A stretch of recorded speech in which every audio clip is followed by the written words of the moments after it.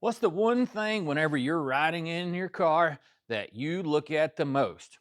Well, that's easy. That's the dash. Now, oftentimes, if you've got somebody sitting in there with you, one of the things they'll do is judge you by the quality of your car, by the appearance of that thing. Today, I'm going to show you a few quick, easy tips to take yours that may be ugly and not so pretty and transform it into quite a looker. Whoo-wee, it is cold out there today. So let's just stay here on the inside and let's do a little art class 101, if you will. We're going to have some sculpting and we're going to have a few splashes of some color. And then we're also going to do some picture taking.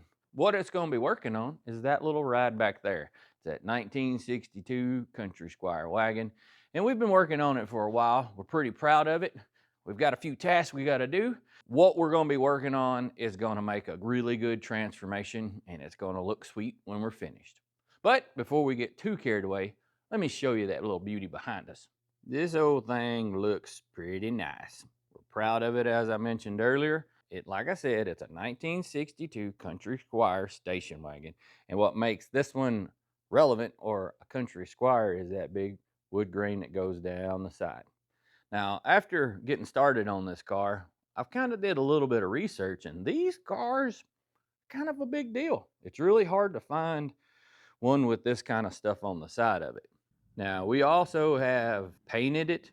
We've done a full build on it. It's been off the chassis. It's got a lot of fancy parts on it. We got some shot wheels on it that look pretty sweet. If you notice, the style of them looks kind of like a GT40 wheel from that supercar back in the day. Now, the wood grain on the side, a lot of people ask, is that wood? And I'm like, yep, it's imitation. It's imitation wood. So that gets me to say it's real wood. Now, on the inside of this car, if you'll notice, there is no upholstery to mount anything at all in it. And that's what we've got to take care of today. Car's got a lot of garnish moldings and the dash and all sitting right over there. So we're going to have to spruce that thing up. There's a few modifications that's been done on it, and we're going to have to address those. Now, whenever we get back to this car, we're pretty proud of the paint that's on it. This car is black and it's a mile deep. Now, if you'll notice, the reflection on the roof and the signs, it's pretty nice. We've polished all the stainless that's on this thing. We've got a 4-link kit in the back from Ride Tech. Up front, it's got a Fatman 2 front suspension, coilovers and all. It's got Willwood brakes all the way around. It's got MagnaFlow exhaust from the headers back, and it sounds pretty sweet. And we get back here, we did a little bit of some cleanup work, I guess you could say. For you guys who know what a Country Squire is supposed to look back here, or look like back here, excuse me, there's a piece of wood grain that would run all the way across the back. But to me, where it goes around this thing, it looked like a funky little mustache. And I wanted to remove that. And also, it's supposed to have an emblem here on the tailgate somewhere. But Magic Mike and myself have done some body work on this car. And like I told you, we're proud of what we've done. And what else do we got to show you? Well, everybody wants to see up under the hood. So let's go up here and see what we can show you. Now, we've got a few videos and some shorts in all of this car.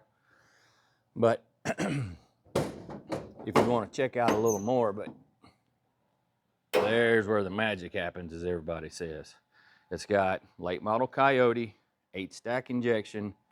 This thing was built by Daniel Bosher's, a guy who was on the show with me for a little while. He helped build this thing with another guy. We've worked really hard to make this thing look nice and tasteful. One thing I don't like about a late model swap is oftentimes there's a bunch of hoses and wires and junk running every which way. And we worked really hard to make this thing look nice and tidy. And that isn't as easy as it sounds. We've also stacked the paint up under here, meaning you may not know it, but there's 4 shades of black in the engine bay.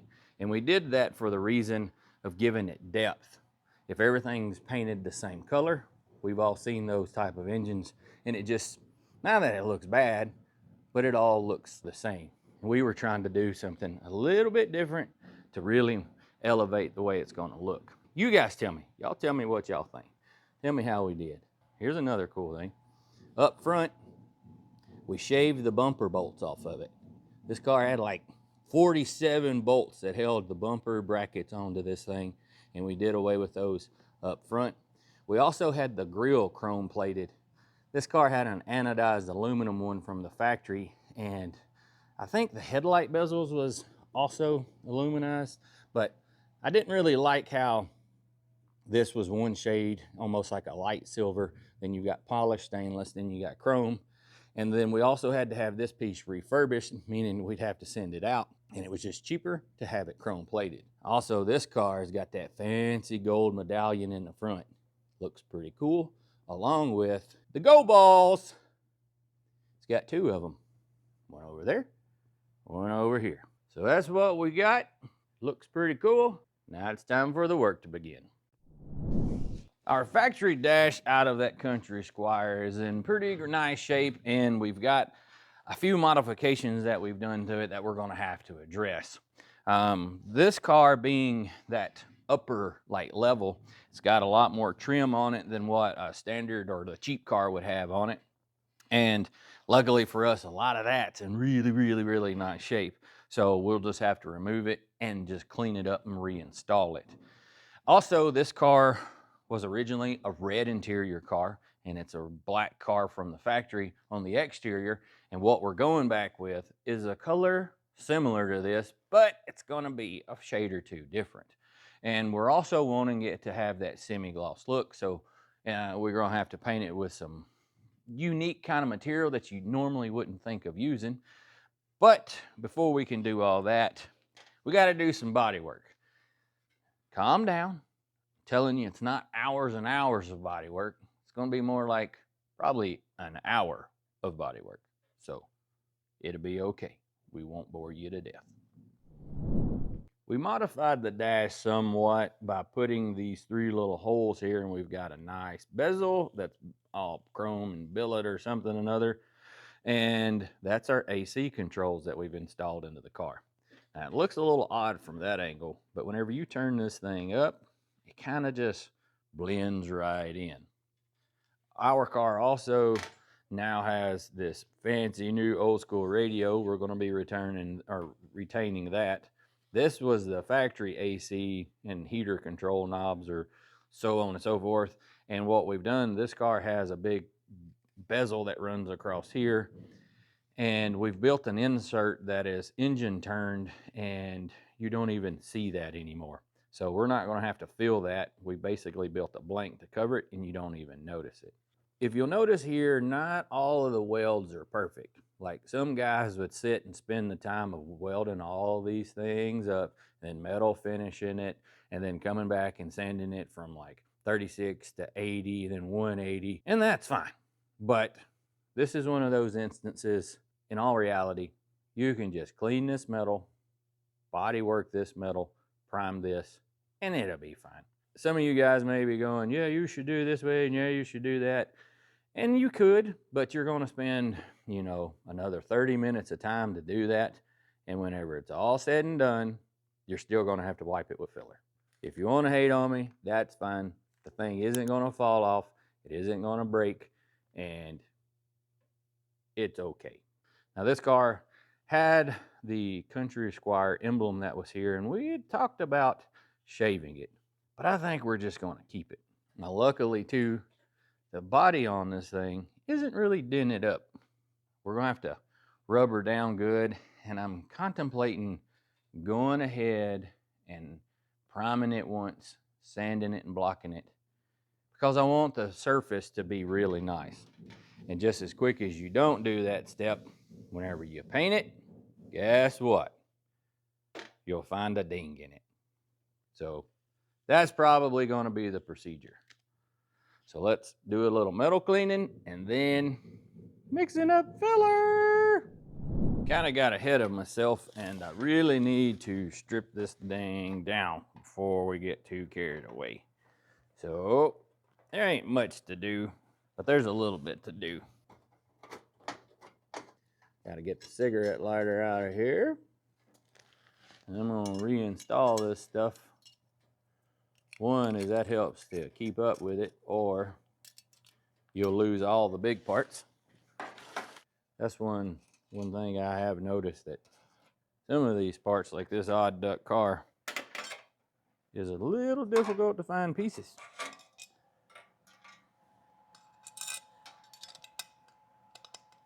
So just simply putting them back together makes it easier to keep up with.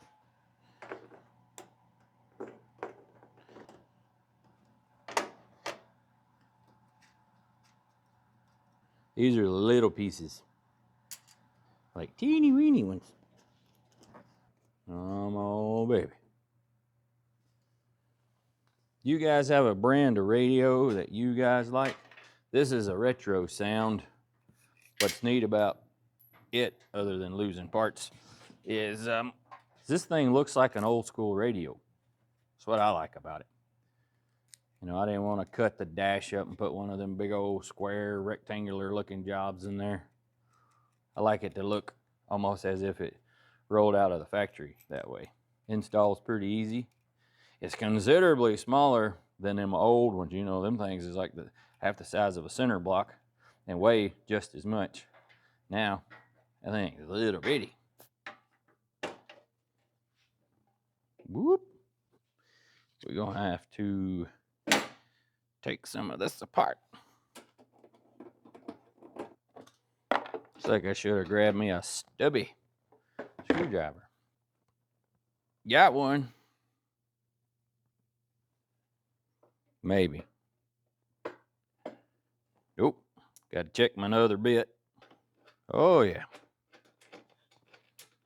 Works like a charm. Till you cut yourself and then you have to run to the emergency room to get your hand sewed back up. Not saying that's what I'm trying to do. Almost there. Glove box liner is out. Got a few rubber bumpers that we got to get out. All this will be going right back in there here shortly. Come on, rubber bumper. Don't tear it, don't tear it. Got it.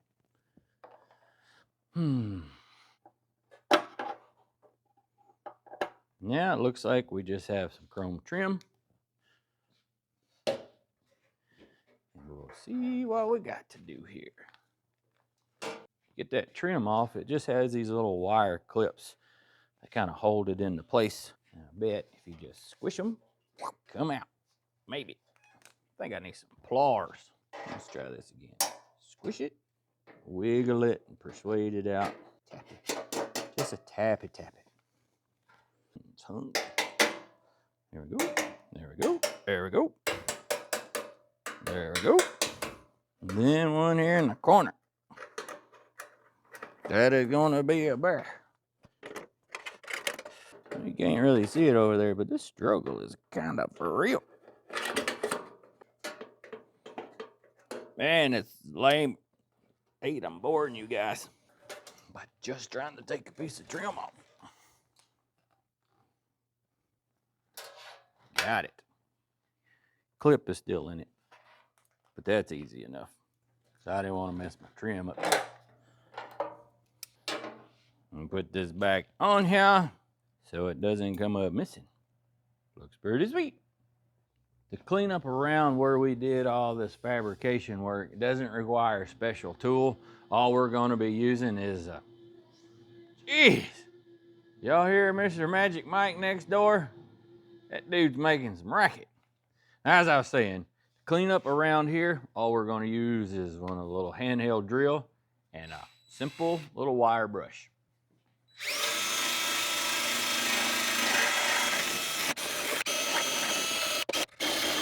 We want to get in all those nooks and crannies, and that coarse bristles, or those coarse bristles on that wire brush helps to give it a little bit of tooth, as they say, for body filler to stick to. Some folks will tell you after you get all the metal clean, the next step would be, say, applying an epoxy primer, and that's not necessarily wrong. And we really do that if it's going on the exterior of the car. But since this is interior, the body filler will go straight to bare steel, and it's not going to be exposed to all the elements like the outside of the car is. So once we get this all buffed out, if you will, we can start applying some filler.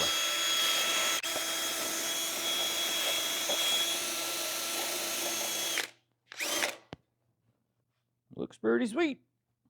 I got it on me. Now it's time for the sculpting that we were talking about.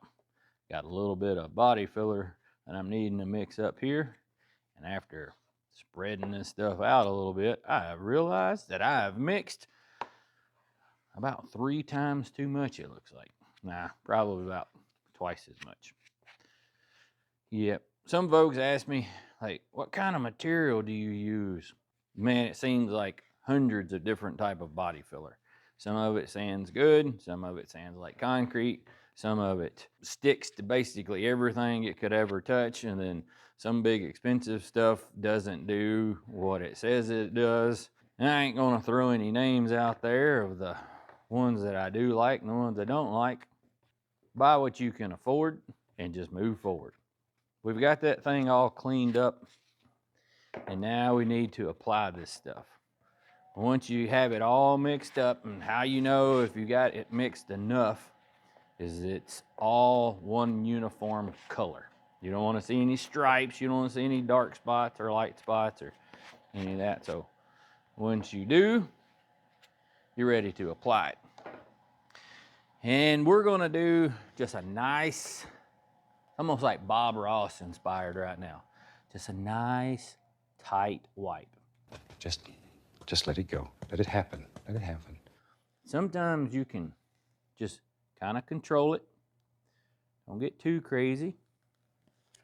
And you do have a window of opportunity to apply it, meaning this stuff will start to kick or harden up, as they say.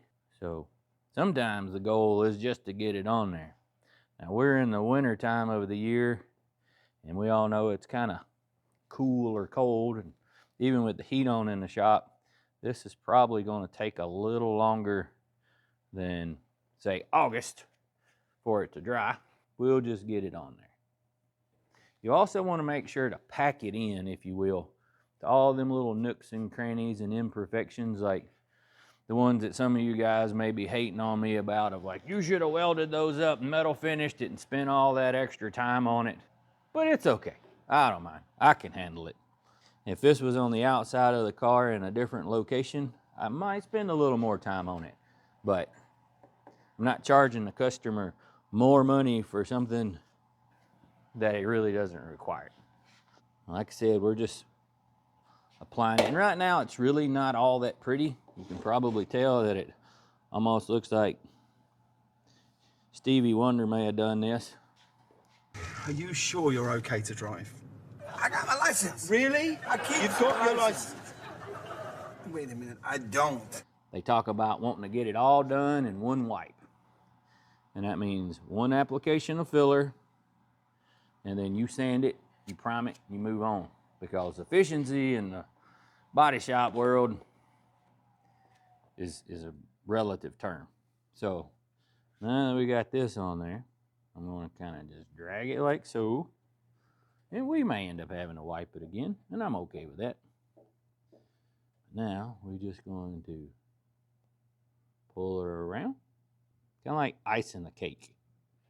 Whoop. Wipe off the excess. Clean up our board just a bit. Clean up our spreader. And re-wipe it.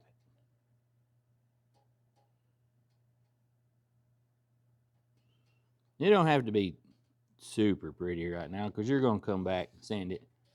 But wiping off the excess like that, a little bit right there. Every bit of the excess you can remove, the stuff you don't have to sand off once it gets all firmed up. So, yeah, a little bitty spot where I got a little shaky. Pull it this way. We're close. Got to fill in this metal. Sound effects. This video is going to be epic. Now we just need to let it dry and do its thing. We got it all body worked out with some filler smeared on it, and it don't look the greatest, but after I send it, I promise you, it will look way better than that. So while that stuff is kicking off, I wanna go ahead and sand up the top of this thing, because I don't want any imperfections in it, no like dings or nothing like that. So we're gonna have to do a little blocking, and then we'll see if we find anything. Block on the top side of this thing, I'm going to use a hard block and a piece of 500. And you guys may be going, that's a little bit fine. And it kind of is, but what I'm trying to do first is just locate any imperfections on the top of here. Because we may end up having to prime this thing a time or two and sand it down to get it perfectly smooth. But just taking that fine grit paper and dragging it across there, it will show the imperfections relatively quickly. It may sand right out and look really nice. And what you're looking for is kind of the inconsistent texture. You'll notice this is nice and flat, and then in here there's a little bit of some still graininess, and that's where that primer was applied. So you just block it a little more and see what it does. It's starting to smooth out, so it looks like the top of this thing may be in pretty good shape. Ooh, don't need to bounce it off the floor. Holy cow, that would be bad. A few of you guys may have already just checked out because it's the opposite of watching paint dry. It's watching paint get sanded. It feels smooth. Yeah, doing it this way with that little block, that helps because some people don't have, let's say, eyes in their hands, meaning they can't really feel that dent. But using a block as a visual aid to show you where the dent is. It actually has a little bit of a wobble right there on the top, ever so slightly. We're actually gonna have to wipe that. There's a low spot right in there. And you can kind of see it because it's still grainy right in there. Maybe a little hard for you guys to see it, but right in there, the texture or sheen's a little different than out here. And that's because there is a low spot right there in the middle of that thing. And that's how that sandpaper will show you what I'm talking about, finding a dent.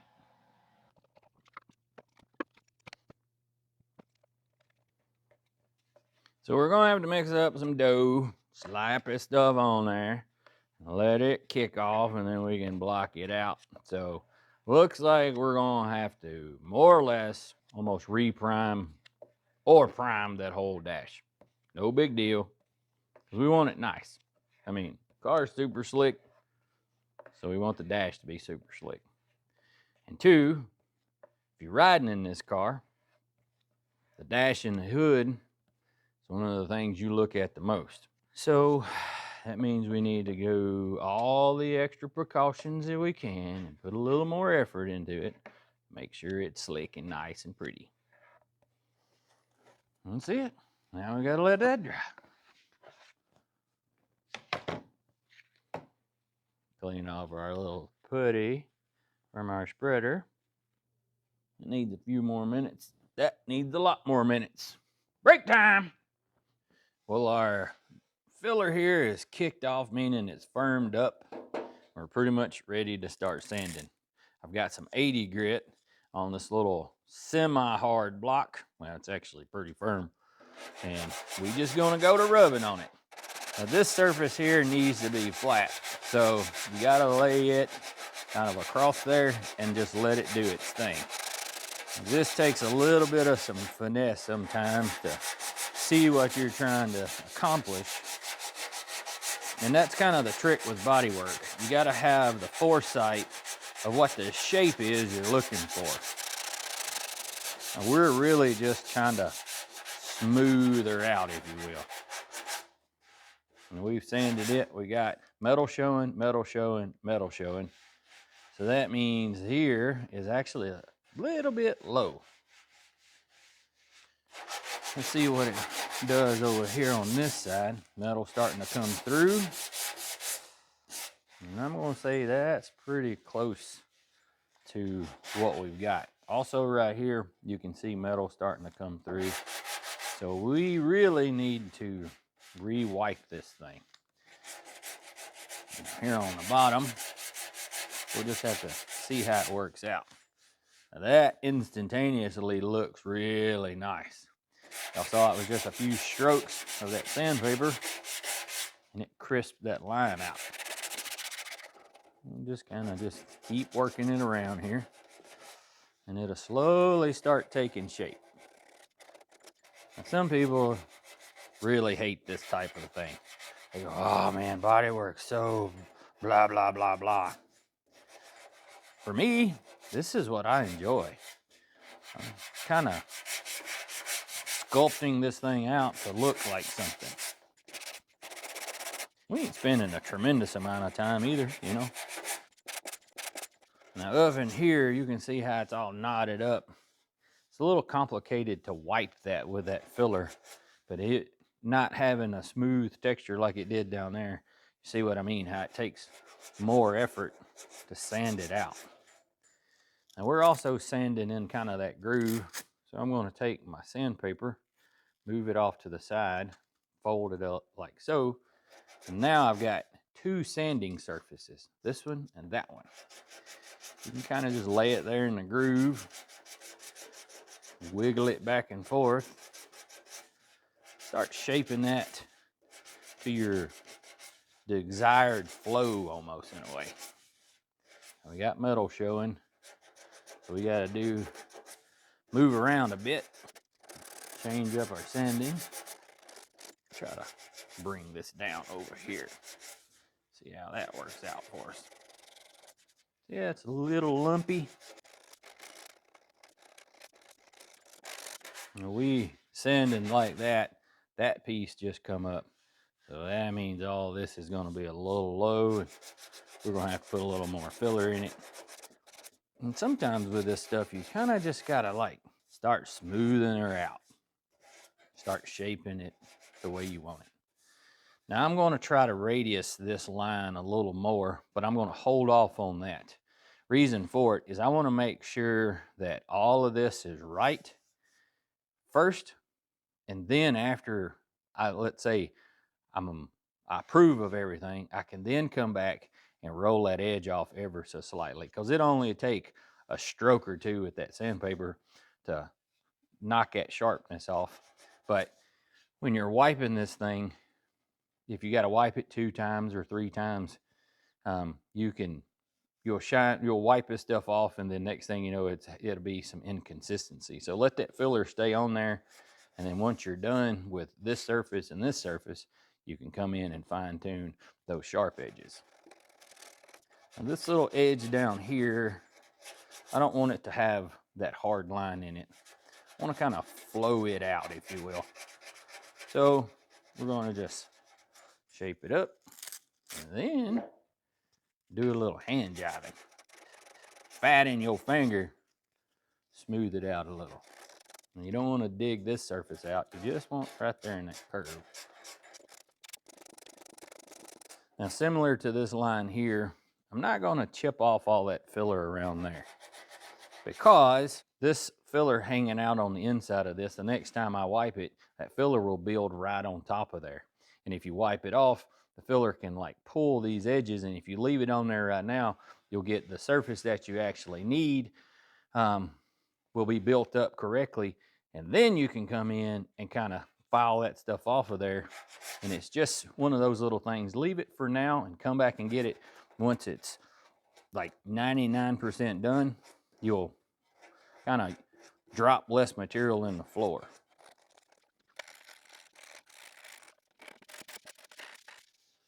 It's not terrible. Not great. Not terrible though. Not too bad. You guys can see the shape I'm going for.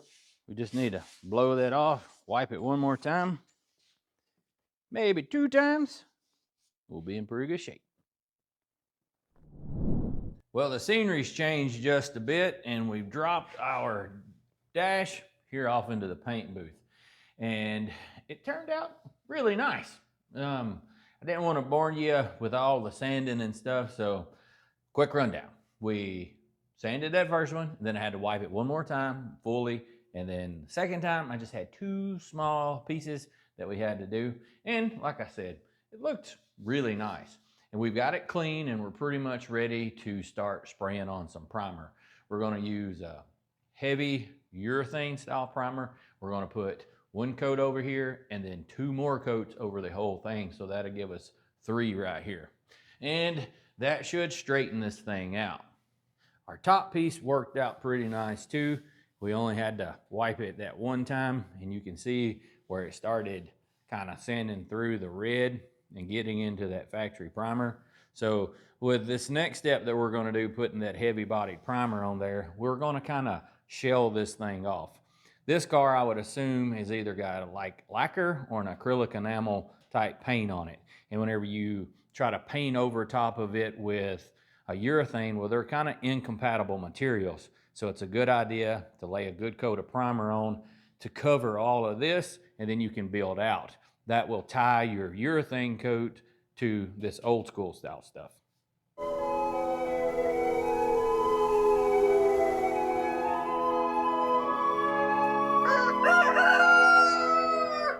Well, today's a new day. We got the dash all primed and sanded yesterday. Now it's time for us to smooth out our primer that we applied. Pretty proud of how it turned out. Now our piece up here on the top, it looks pretty good as well. So now it's a whole bunch of hand jiving. Now it isn't necessarily the smoothest down here right now, but I believe all of that will kind of shape up.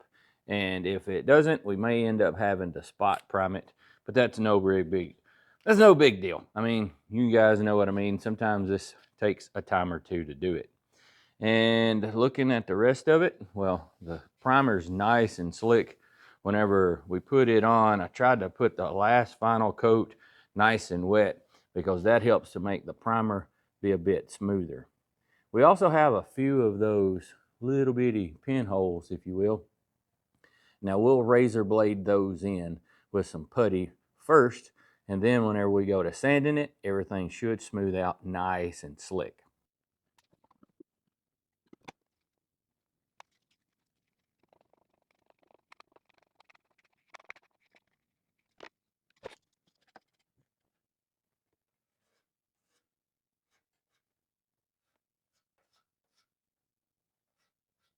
What's really nice about doing it this way, it's like there's one of our little dimples.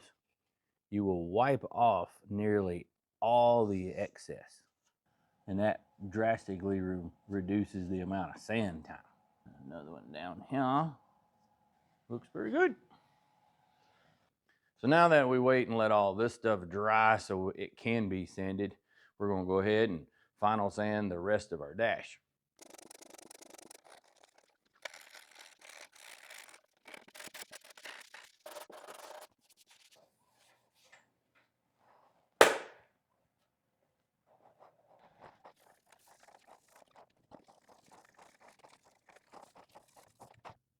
So here's the finished product.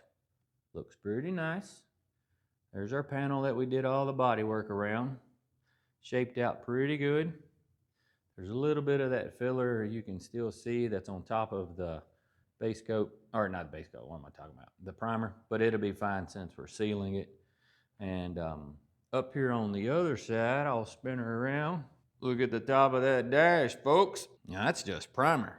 Oh yeah, love to do some painting. Love to do some painting body work. It's kind of something I'm good at, and I really, really, really enjoy how this stuff makes a transformation.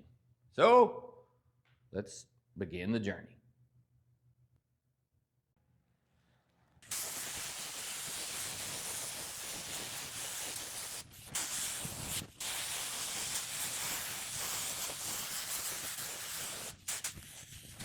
Sealer turned out really nice, really slick.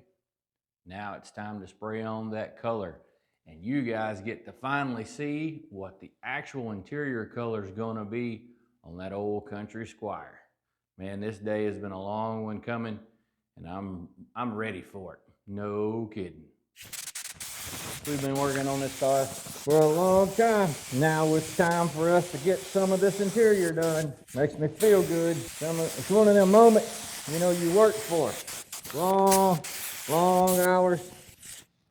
That's the first coat. We'll end up putting about 3 coats on it to ensure that we don't miss anything, and we got uniform coverage. Man, that looks good. So proud of all the hard work.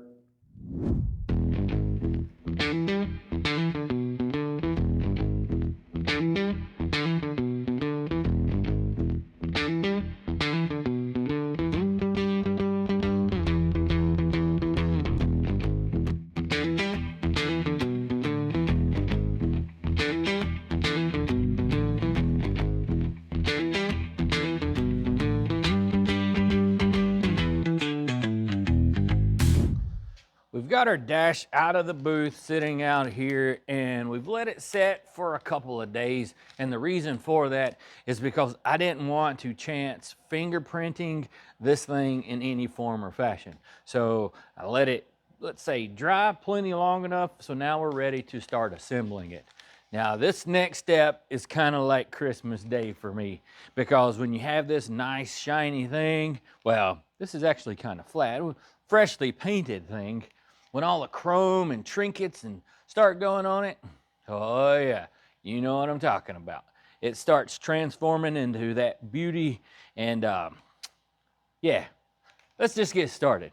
Now, the first thing that you need to do is whichever thing you want to tackle first. You know, we got a radio that goes in here. We got some AC knobs that go in here. We got an emblem. We got knobs. We got it's a bunch. I'm going to say, let's start with the radio. Alrighty. Nice and slow, if you know what I mean. Let's see here. Oh, looks very good. Grab my little fasteners here. Put them on there. My big old fat fingers. There's that one.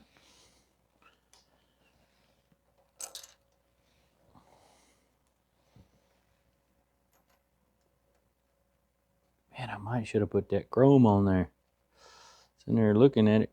Before we get too carried away, we might need to see if that'll fit. That chrome that goes down through here.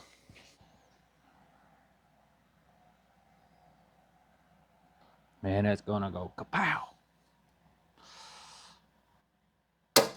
Yep, told you. Nice and easy. Ah, you'll see what I'm doing. Don't scratch your radio. Don't scratch your radio. Got it. Man, look at that. Looks pretty good. What I'm going to use, I don't get paid by this company by any means. Excuse me. I don't get paid by this company by any means, but I really like these pliers. These are Nipix, and they have a smooth jaw. They don't have all that serrated stuff like a lot of pliers do. And these work really handy because you can clamp it, you know, but it doesn't chew up the surface. I've used these on AN kind of fittings and all, and it just works nice. You don't have the grip sometimes like those, like I said, the ones with the teeth on it, but it works really well for stuff like this. It's a little more forgiving.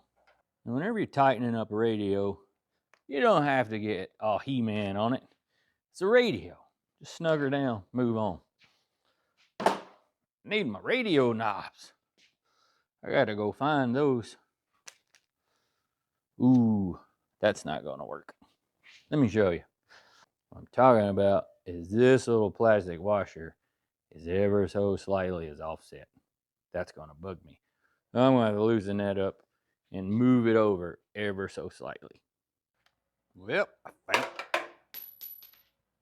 I found them. If you guys are curious of what brand this thing is, it's called Retro Manufacturing.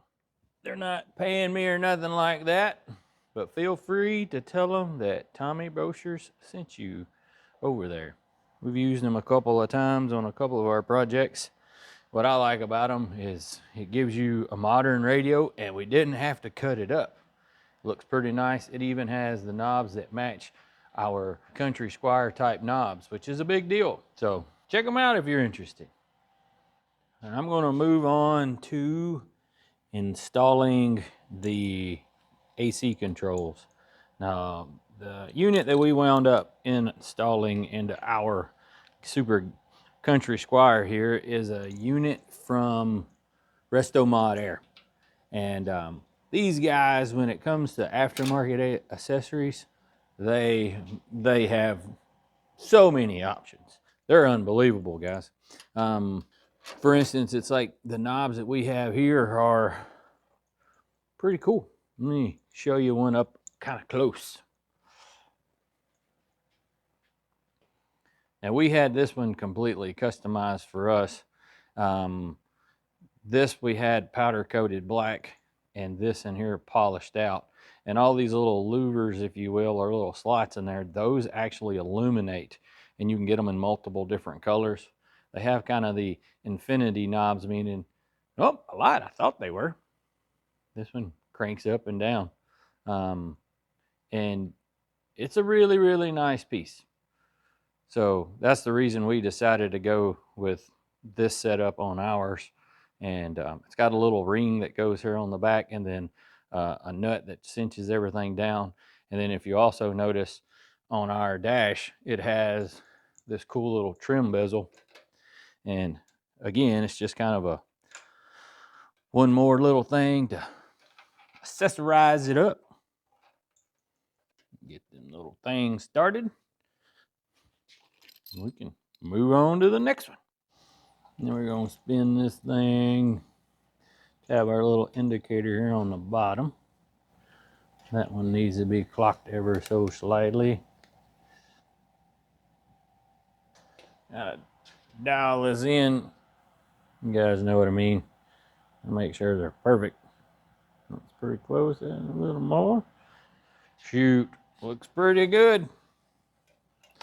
Now if I can not move them as I cinch them down, it's just got that little ring on the back. And then the final one.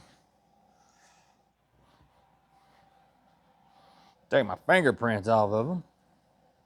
Looks pretty nice. You guys seen me body work this, paint that, all for these right here. Looks pretty good, don't it? If you'll notice, these kind of look like those. They're a little different, but whenever it comes to finding accessories, sometimes you have to find the best application you have. And this one, well, it's not that far off, and it looks really good together for sure. Either way, these look really nice together.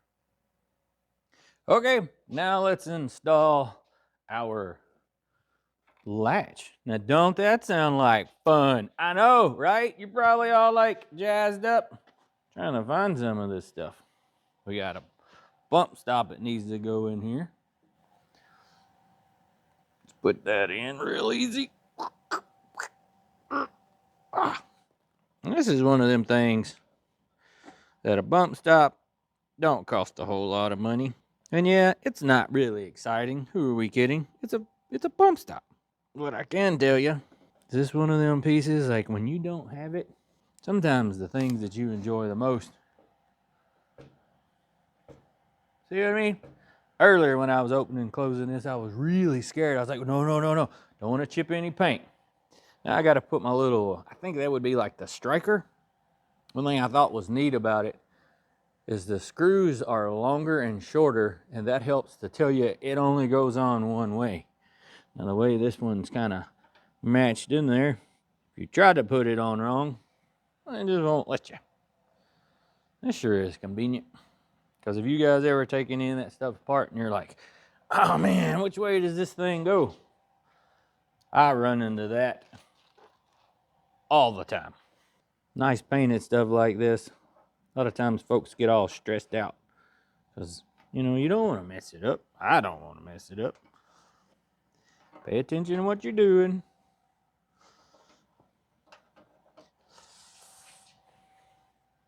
Wonder what you did with your screwdriver. It's the stubby one.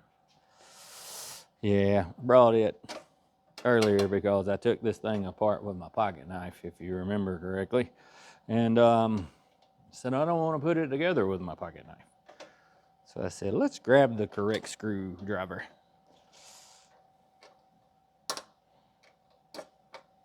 We're not going to cinch this thing all the way down yet because we all have to adjust it, of course. I'm going to put it on the side closest to us, about halfway.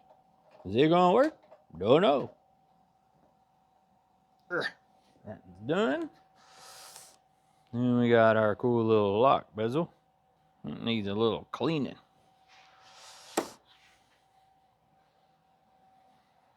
Now I know I'm kind of one of those folks that are just like a little particular. Do you see all this funk on here? Now, cool tip for you. You don't need any big polish. All you need is some steel wool. And it, man, makes a light job of this pretty quick. Look at this. Shoot. Pretty nice. What did that take? 30 seconds? Got 30 seconds. You do that here, there, and yonder. Next thing you know, it looks really, really good. Now I'm going to do that same little technique to the head of these screws. It just kind of brightens them up. Now obviously, if this was a old and crunchy screw, if you will, it wouldn't ever work. But that little bit of effort can go a long ways.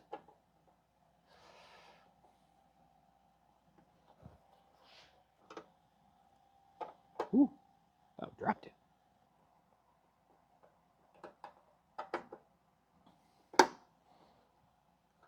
Brr. Got it. Okay, this next piece I'm going to install is something I took off, and I don't really know what it's for.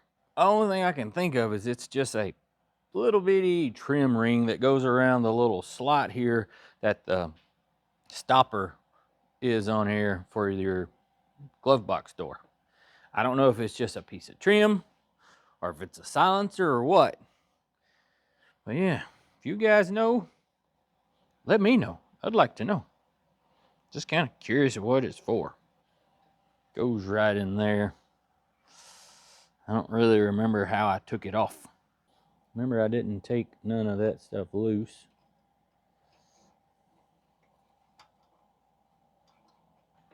Like I said, it's in there. I didn't want to paint it.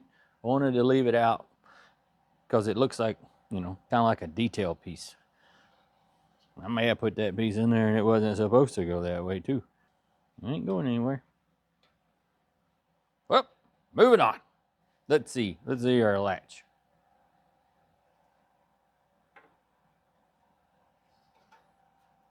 It's latched. Looks pretty good. Nice and flush. Now we're going to install our emblem. This thing's a Country Squire. And when we took this piece off, we said, whoo, could you imagine trying to find another one of these? This old Country Squire is a type of car that's, I guess you could say, sought after, and it hit a point in its life, you know, nobody really saved this type of stuff. So luckily for us, this is in really good shape, and all we did was scrub her down with some of that steel wool, and to install it, it just simply presses into place. But I've been waiting for the day to install this thing.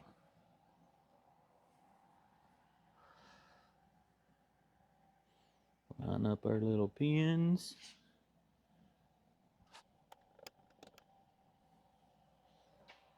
I'm going to use my special hammer again.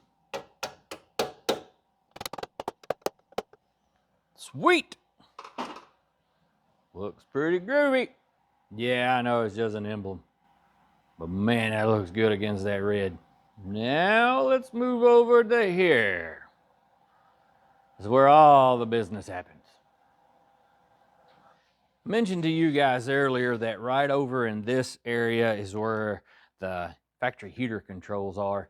And since we were changing things up, that's now it. This thing had that big void in there. So what my solution was is this piece here. You get that little nut off there real fast. Now this thing has two pieces to it, and it did from the factory as well. It's got a trim piece that's anodized aluminum that goes right into there, and then it has a engine turn panel kind of insert that goes in there. Now what I wound up doing is buying some of just that. You can buy that kind of stuff by the sheet. And that's what I picked up. I'm finally pulling off the protective layer, and this is quite a moment for us. Now this thing, I don't want to scratch it. Don't want to scratch it at all. So peel that off of there. And you can see that coolness. And what I did was I took a little stud and then I welded a flat plate on it, some little bitty sheet metal, and then glued it onto here. I didn't want to distort it so you couldn't weld it because it would just burn it up and mess up your little decorative pattern on it. So that was my solution. Super simple. See what I mean? Super simple. And then you'll just lay this piece over there and into there. And look, it's pretty. Now we're going to take these cool little fasteners, nuts and bolts, or washers and nuts, excuse me, and start them. That was one of those type of things that I said, man, there's got to be a solution, and kind of thought it through and was thinking I could make this and I could make that. And next thing you know, I said, wait, I think you can buy that stuff. Ooh, just cinch her down. That's all it needs. Moving on. Okie doke. I went and grabbed a couple more pieces, our lighter, and the little bezel for it. Now this is one of them little pieces that is, man, sometimes if you just don't know, you get that thing apart, it can be a chore. But once you figure it out, it's not all that big a deal after all. What it is on a lighter, you have like this collar that slides over it and cinches down. And usually there is the piece of metal or the plastic or whatever, the dash is sandwiched right here in between it. And to get it apart, sometimes you have to like use some like snap ring pliers. I've used them before that kind of go in there and open up when you squeeze it down, opposite of a regular set of pliers, so that you can hold it to spin this thing off. Just a little tip for you.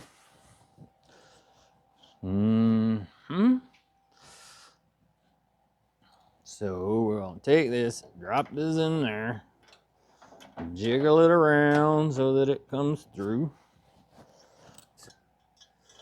Then, like I said, this takes a little work, guys. Everything to find its happy home.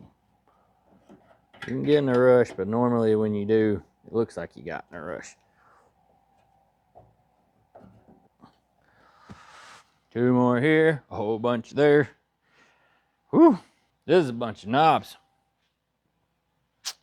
All right, this piece here, I'm actually gonna wait till we get it in the car. This little thing here kind of creates a obstacle for you when you're trying to put that in there. This little thing is your emergency brake release, I believe. So that stupid thing sticking out there, you're trying to wiggle it in behind and all these wires, it's just handier to leave it out right now. Oh. See you later. Boom. Looks good. Guess I need to build my contraption over here on this side and assemble my little gauge cluster, if you will.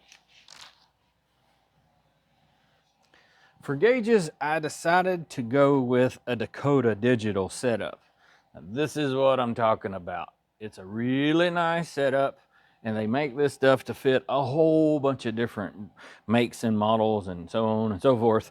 But this is a way to modernize your car, and it still, you know, have that factory or original style look to it, but it has the conveniences of a lot better gauges.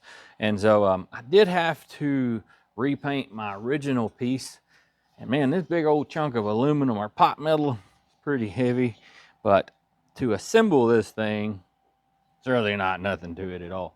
You just got to put the screws in it, cinch her down, and then it's pretty much ready to go. Now again, you don't have to like super duper torque these things down. All it's doing is, you know, holding it together. So don't get crazy.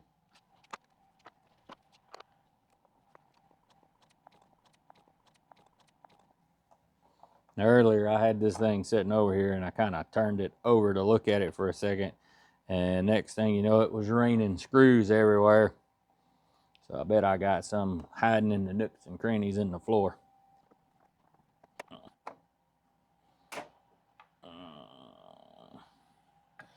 Look at that. Doesn't that look good? We don't even have a chrome on it yet. You guys are getting all jazzed up. We got a piece of trim. Got a slap onto here. Whew, sound like I dropped it again. Almost.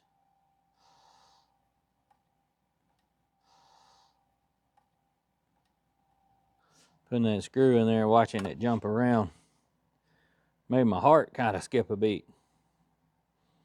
Y'all know what I'm talking about? Taking a screw, trying to put it in. Headliners are the worst. Reminds me of my dad telling me a story of when he worked at this Dodge dealership when he was a kid. He was having to put something on. I don't remember what it was, but he was putting a screw in it. He was giving it the big heave ho. Next thing you know, he jabbed the screwdriver through the headliner. I think he said it was an old Imperial. So he had to go tell his boss that, oh man, I just put a screwdriver through it. But he owned up to it. Look at that. Ain't that fancy? Getting there. We sure enough getting there. Alrighty, we're pretty much ready. We got the dash all assembled. Well, all we can do for right now. And I need to take this pretty little thing and put it over in there. So let me go over here and show you what we're working with.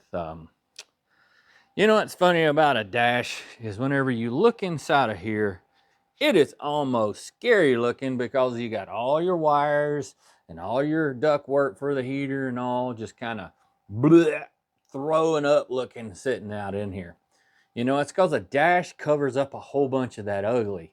This always is the case whenever you take one of those cars apart and then people come in and they're just like, oh my gosh, man, oh my goodness, you've messed it up. And you're like, it's really not that bad, man. Give me a couple hours and next thing you know, it'll look really good. And it's because it covers up all that ugly. Now, our wiring is something that I'm going to stand behind of what we did, you know, because, you know, we worked hard to have it basically accessible. Whenever you take the gauge cluster out of it, you'll be able to get to all that kind of stuff. And, you know, it's just scary looking, but it'll all work out. I promise you. I just want you guys to know that you're in good hands. Promise. Well, it's going to get a little scary. Whew. Now, this is always when it's fun.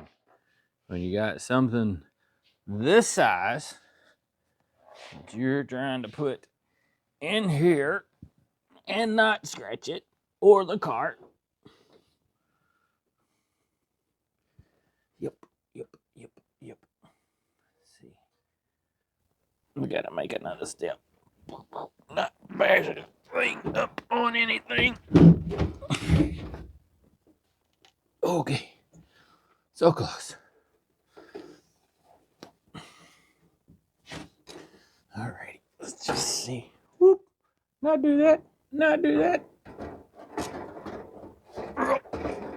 on, baby.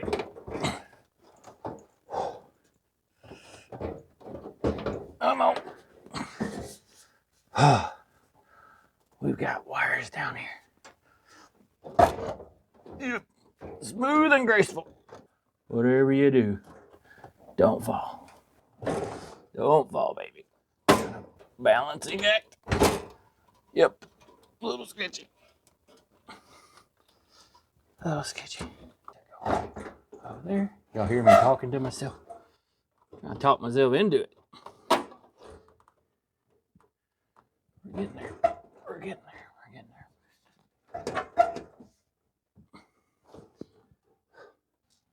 there. Cool.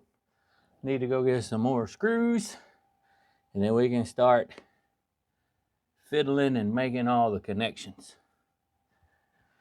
Yeah. Awesome, though. This is a big day. Right now is whenever you really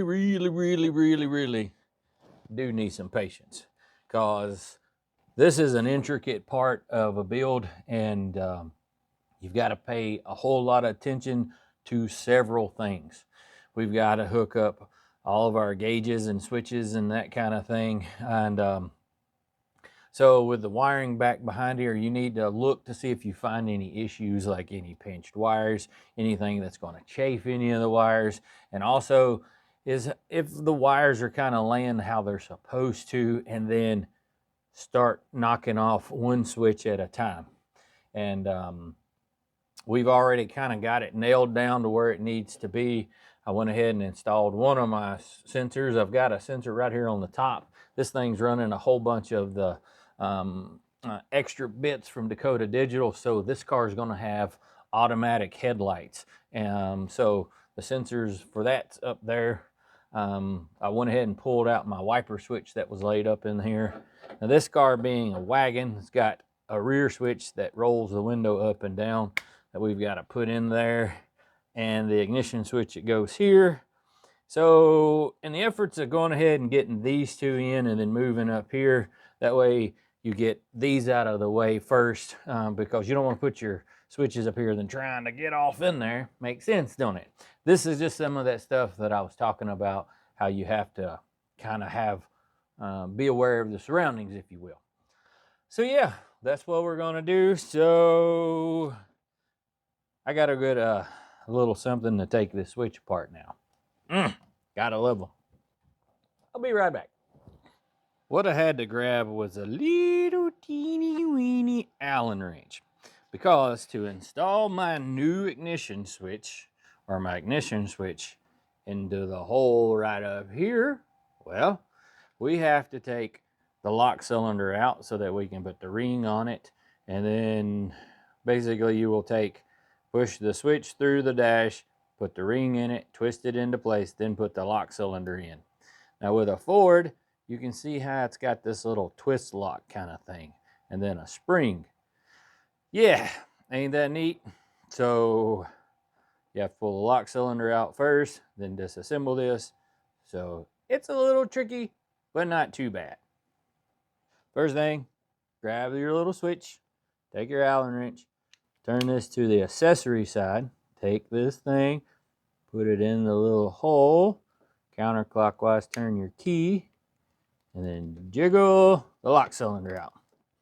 I promise this thing should come out, but this has got a bunch of aftermarket parts on it, and they are a pain sometimes to get loose. So now you take this thing, pull that out of there, and then wiggle your switch up in here. That could have been bad. The little nut on the back side of our switch is loose. And now's the time to fix that. See? Pay attention to all and everything.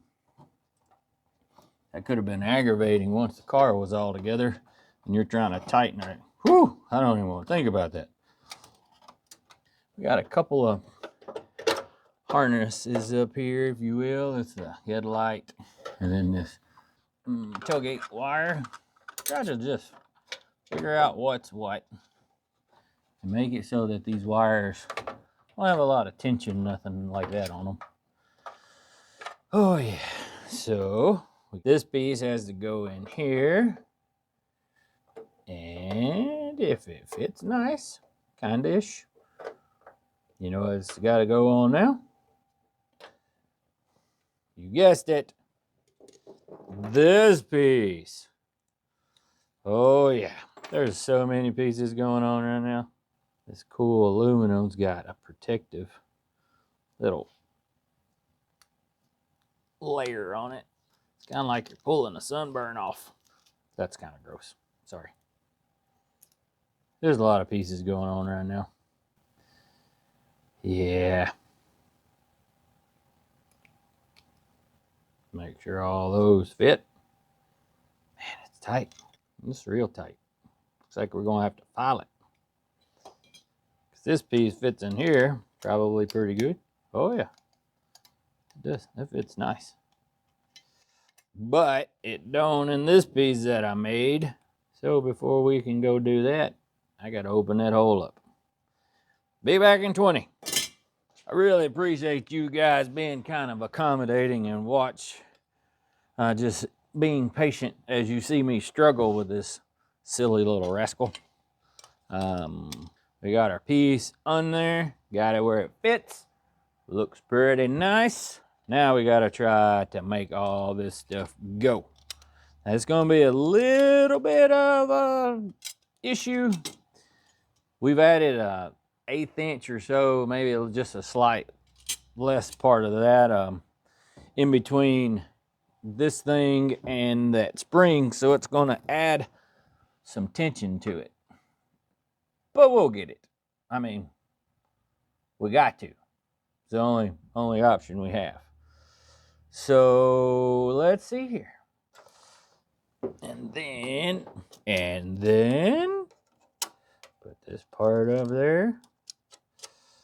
Try not to scratch everything. So what we're gonna have to do, we're gonna have to let this thing kind of wiggle into place. Guess we should have checked this before. Oh! Aha! Why didn't you say something? We got another piece we got to put in there. Oh, forgot. A few of you guys may have been there going, hey boy, you forgot the blah, blah, blah. You're not wrong.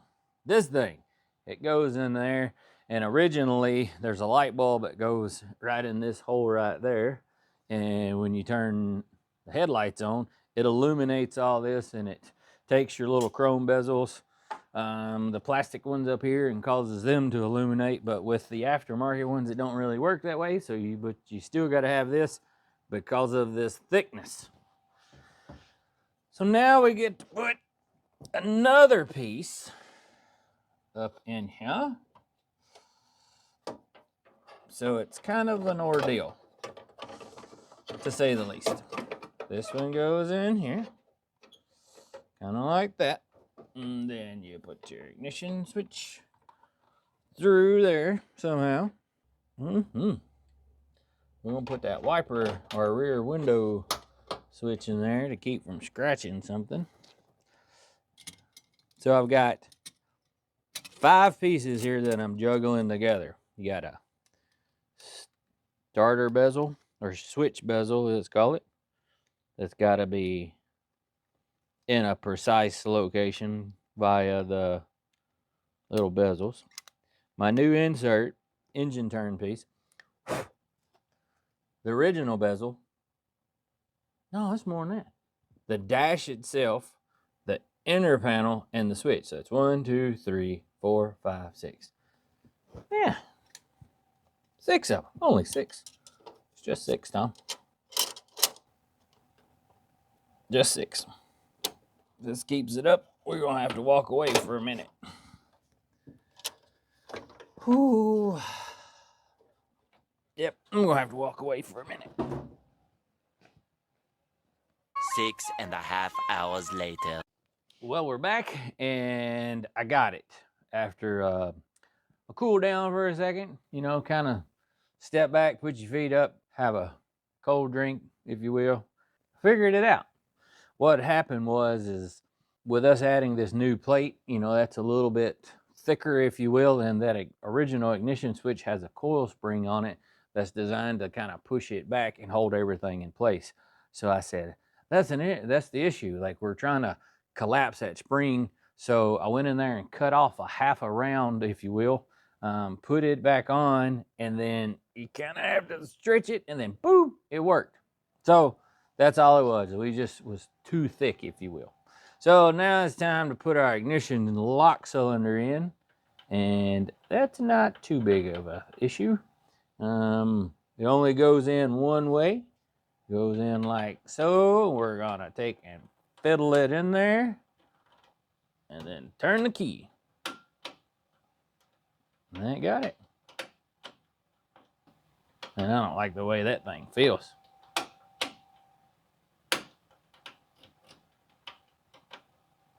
But I got it.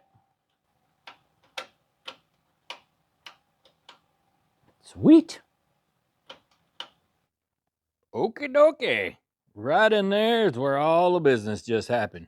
Give you a little update. What I wound up doing is taking the little spring on here, clipping a half a round off of it. Next thing you know, it worked. So with that excitement, I went ahead and installed all my switches across here, the headlight knob, brake release, you got your wiper, lighter, and your air vents. Now these are just kind of some dummies. But now we're ready to put in our gauges. Yeah, don't that sound fun? This whole thing's starting to look like something. Now on the back side of this thing, you got two connections that you have to make. And they're super simple. Just click. And then this one, which goes down here. And we'll feed these kind of in there. Oh, nice and easy. Don't want to scratch nothing. Oh, man. You guys talking about something that's going to be kind of an issue. These pieces is supposed to be behind that. Oh, man. I don't know about that. We may have to trim this thing off, because the way all this stuff's put together, that ain't going to work. This one's not that big a deal. We could pull it off, I think. Nope, you can't get back there to it with all the electronics on it. Looks like we're going to have to whittle on it. Sure enough. Sure enough. Ooh, we can make that one work too. Okay. I'm improvising. Piece of paper. We're going to use both pieces, because this paper will tear. We're going to put this up. Well, we can make that work though. I know how we can do it for sure. Don't move. Okay. Plan of attack. Bondo spreader. We're gonna take Bondo spreader, put it in there, push it. It's gonna work though. I'm telling you, it's gonna work. I'm telling you, it's gonna work.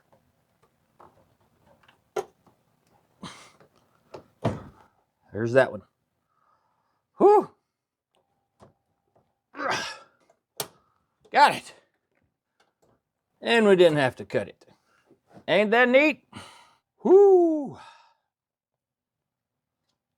Now we just gotta put screws in it. That works.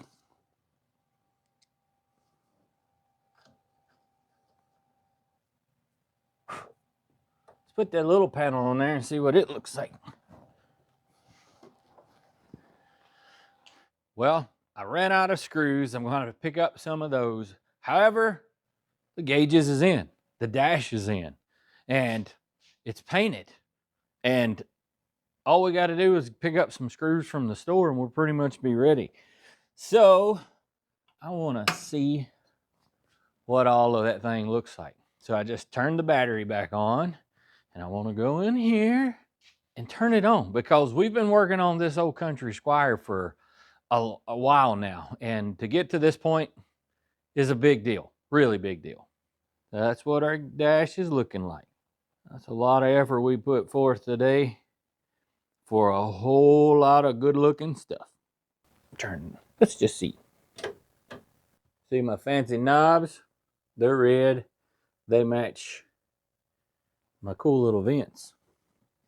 I got these from Resto Mod Air as well, guys.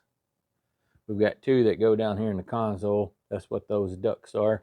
And then we've got a vent that comes all the way to the back, but pretty big deal, man. Pretty big deal. We started just a day or two ago of this old raw dash, and we wound up body working it, painting it, and then installing it all for a piece of jewelry on the inside. Now, if you had somebody sitting with you in this car and they were looking upon that dash, you know what they're going to say. They're going to be like, man, I wish this was my car. So this just goes to show you, you put forth some effort, man, you can have some return on it. But it's up to you to do it. If you're waiting for somebody else to do it, well, you may be waiting for a while. So I'm going to urge you to get after your projects, guys. Get on them things, because next thing you know, with a little bit of effort, you'll be enjoying them. Got to show this to you. This out here, the gentleman wanted a Garmin setup. So that's what we got. Then all you do, close it, never know it existed.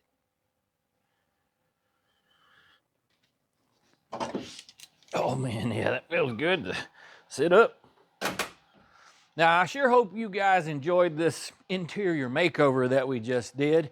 And you know, really and truthfully, it didn't take all that much time. Yeah, you're gonna say, dude, it took like 3 days. Think about it. We had to let primer dry and we had to let paint dry. So calm down. All reality, we probably spent somewhere between 8 and 10 hours. And that's a pretty big bang for your buck. Don't believe me? Next thing you know, whenever you get you a pretty lady sitting in a car with a dash looking that good, I bet they make a compliment. Yep. Now guys, I want to say thank you for what you guys have been doing, following along with us, and please hit that subscribe button. And I'm ready to call it a day, because this has been a heck of a one. Thanks again, and as always, y'all keep it between the ditches. Whoo!